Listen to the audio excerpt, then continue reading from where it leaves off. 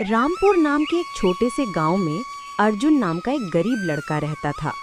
उसके परिवार में उसके साथ उसके बूढ़े माता पिता रहते थे। अर्जुन का परिवार बहुत ही गरीब था। उनके पास ना तो कोई जमीन थी, न ही खाने के लिए कोई साधन था। अर्जुन दिन भर मजदूरी करता और उससे जो कुछ भी कमा पाता उसी से अपने पूरे परिवार का पेट भर लेता। ये देखकर अर्जुन के माता पिता बहुत दुखी होते। हमारे पास ना अपना घर है और ना ही अपनी कोई जमीन। हमारा बेटा दिन भर दूसरों के खेतों में मजदूरी करता है और उसके बदले भी उसे बहुत कम पैसे मिलते हैं। हम दोनों अपने बेटे पर बोझ बन रहे हैं। परेशान मत हो जानकी, हमारा बेटा बहुत मेहनती है। अर्जुन ने कभी किसी के साथ गलत नहीं किया। वो ईमानदारी से मेहनत करता है। उसने बचपन से बहुत परेशानियां देखी हैं, पर उसने कभी हार नहीं मानी। एक दिन हमारा बेटा भी बहुत धन कमाएगा और उसकी सारी परेशानियां दूर हो जाएंगी। अर्जुन हमेशा सोचता था कि आज भले ही उसकी किस्मत उसका साथ न दे रही हो, पर उसे यकीन था कि अगर वो मेहनत करता रहेगा तो एक दिन उसका भाग्य भी बदलेगा और उसकी सारी परेशानियां खत्म हो जाएंगी। एक दिन अर्जुन हरिराम जमींदार के खेत पर काम कर रहा था। हरिराम पास के एक पेड़ के नीचे बैठा था। अर्जुन अपने काम में लगा हुआ था। तभी उसने देखा कि हरिराम बहुत ही उदास है और गहरी चिंता में डूबा हुआ है।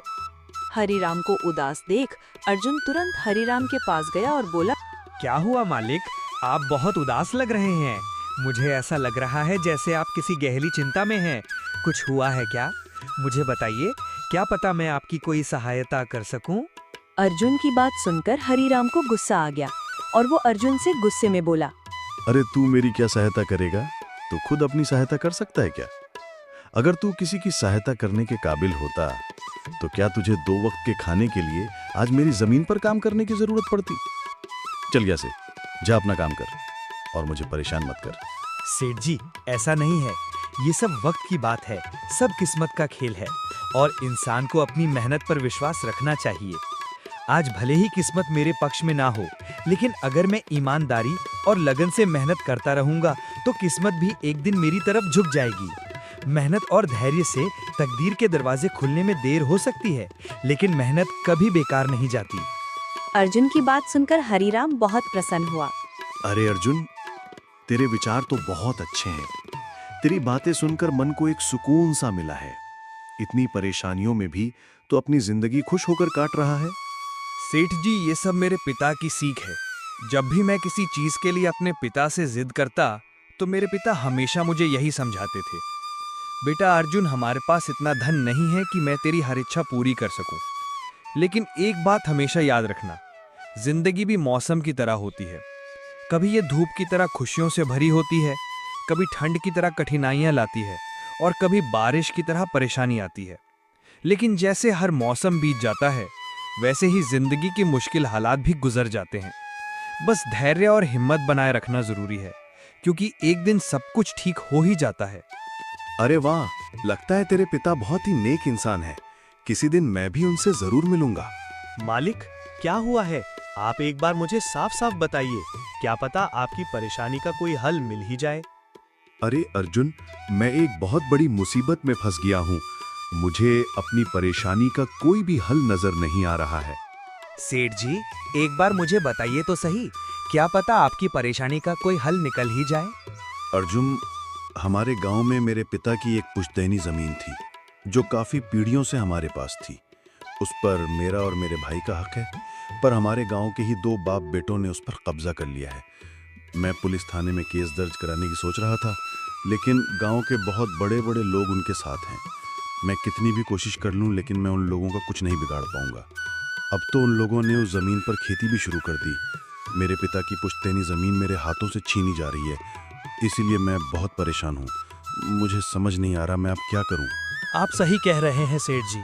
अगर आप कानून का सहारा लेकर भी अपनी जमीन को वापस लेने की कोशिश करेंगे तो भी आप उनका कुछ नहीं कर पाएंगे। हाँ अर्जुन, अब तू ही बता, मैं अब क्या करूं? मैं तो सोच सोच कर परेशान हो गया हूं।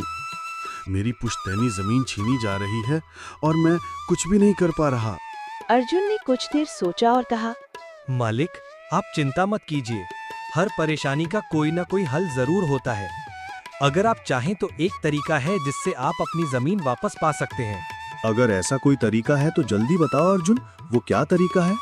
अर्जुन ने हरिराम को अपनी सारी तरकीब पूरी तरह समझा दी।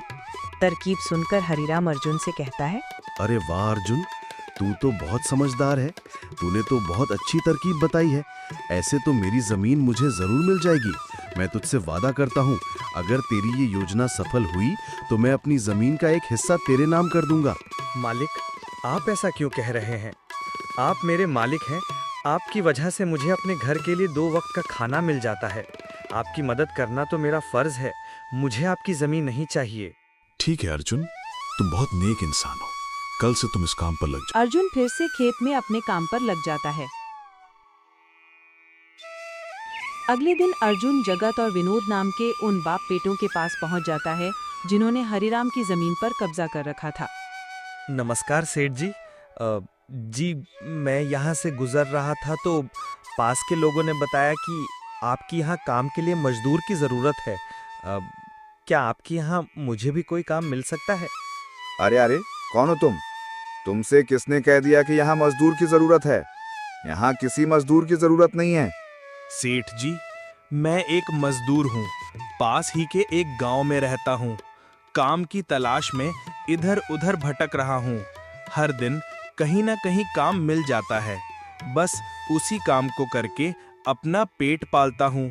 कभी खेती कर लेता हूँ तो कभी कोई मजदूरी।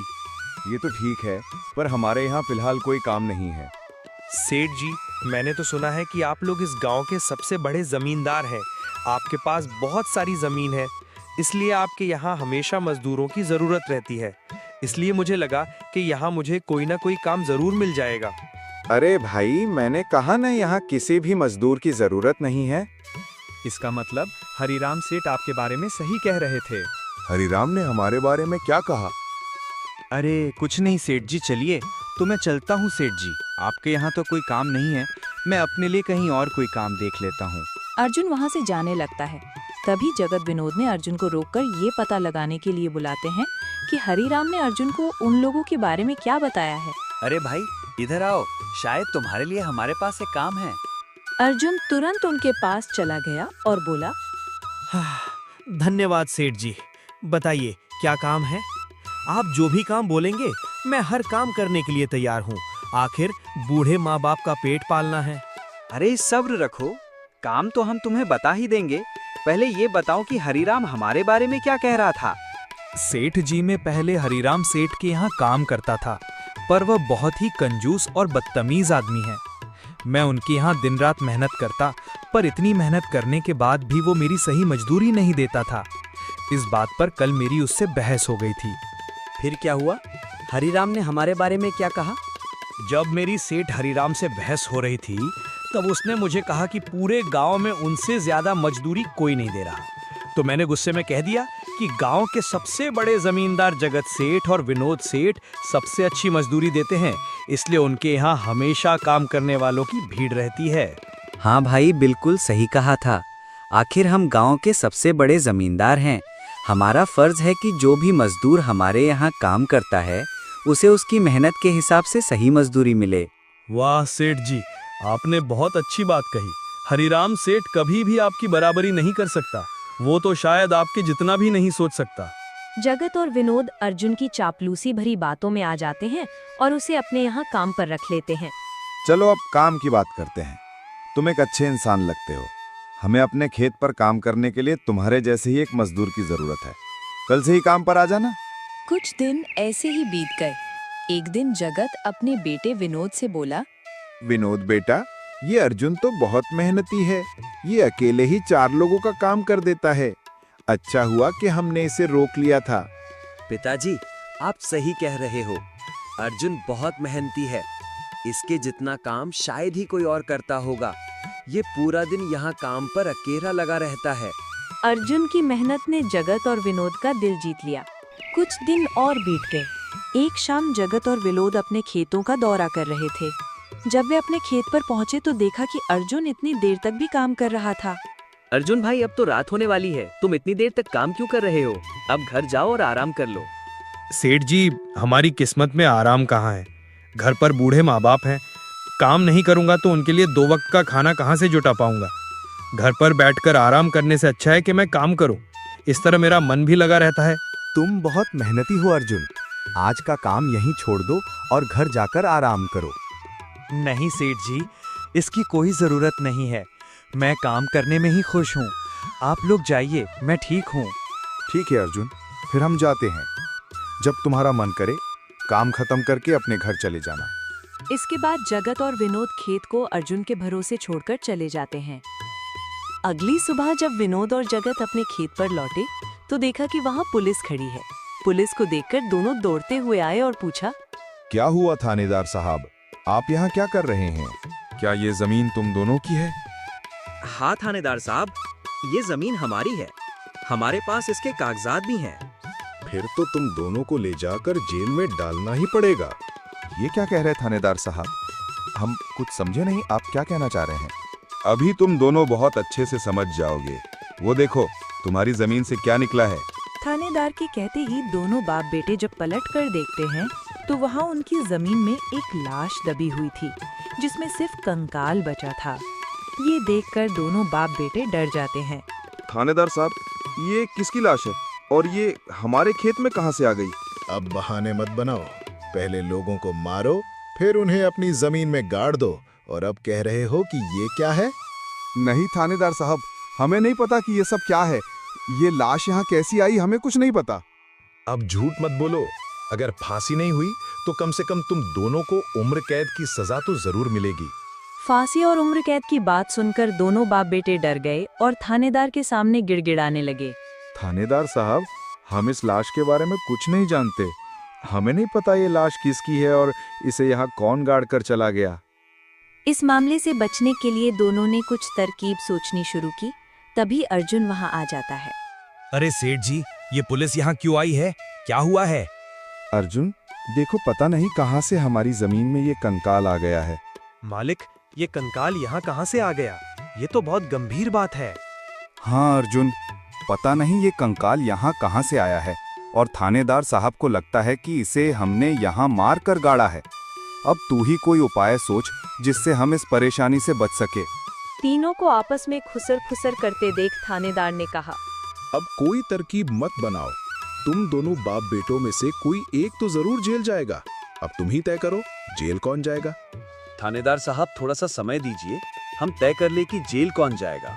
अर्जुन, जगत और विनोद थोड़ी दूरी पर जाकर बात करने लगे। देखो मालिक, दोनों के फंसने से अच्छा है कि कोई एक फंसे। अब सोचिए कौन जाएगा। हम दोनों में से कोई भी जेल नहीं जाना चाहता। अर्जुन भाई, कोई उपाय सोचो जिससे हम दोनों इस मुसीबत से बच सकें। मालिक, एक बात कहूँ, इस कंगाल को देखकर ऐसा लगता है कि इसे काफी महीने पहले जमीन में दबाया गया होगा। जगत फांसी की बात सुनकर पहले ही डर गया था और अर्जुन की बात सुनते ही उसने फटाफट पूरी कहानी अर्जुन को बता दी। देखो अर्जुन भाई, सच कहूँ तो ये जमीन हमने कुछ महीने पहले ही हरिराम से हड़प ली थी। विनोद की बात सुनकर अर्जुन ऐसा दिखाने लगा जैसे उसे कुछ पता ही ना हो। क्या क्या कहा मालिक? आपने ये जमीन हड़पी थी? मुझे कुछ समझ नहीं आ रहा, जरा साफ साफ बताइए। जगत ने जमीन हड़पने की पूरी कहानी अर्जुन को बताई। पूरी कहानी सुनने के बाद अर्जुन ने कहा, मालिक, मेरे पास एक तरकीब है जिससे सांप भी मर जाएगा और लाठी भी नहीं टूटेगी। जल्दी बताओ अर्जुन भाई, क्या तरकीब है? तरकीब बताने से पहले मुझे ये बताइए कि आप लोगों के लिए क्या ज्यादा जरूरी है, ये है जमीन या आप दोनों की जान? अर्जुन, इसमें पूछने वाली कौन सी बात है? हमारे लिए जमीन से ज्यादा हमारी जान प्यारी है। तो एक काम कीजिए मालिक, आप सबसे पहले जाकर थानेदार को बताइए कि ये जमीन सेठ हरिराम की है। आप उनसे बोलिए कि हमने तो कुछ महीने पहले ही ये जमीन बस काम करने के लिए उनसे ली थी, बाकी का काम मैं संभाल लूंगा। अरे अर्जुन, लेकिन इससे तो हमारी जमीन हमसे छिन जाएगी, फिर क्या होगा? नहीं मालिक, शायद आप मेरी तरकीब समझ नहीं पाए। जब आप थानेदार को बताएंगे कि ये जमीन सेठ हरिराम की है तो पुलिस किसे गिरफ्तार करेगी? सेठ हरिराम को। और जब हरिराम जेल चला जाएगा तब आप लोग फिर से जमीन पर कब्जा कर सकते हैं। इससे आप लोग भी जेल जाने से बच जाओगे और जमीन भी आपके ही के पास रहेगी। अर्जुन की तरकीब सुनकर दोनों बाप बेटे दंग रह गए। वाह अर्जुन भाई, तुम तो बहुत होशियार हो।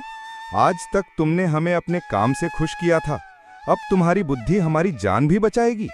इसके बाद तीनों थानेदार के पास गए और मोहन ने जो कुछ कहा था वही बात दोनों बाप बेटे थानेदार से कहने लगे। थानेदार साहब, ये जमीन हमारी नहीं है।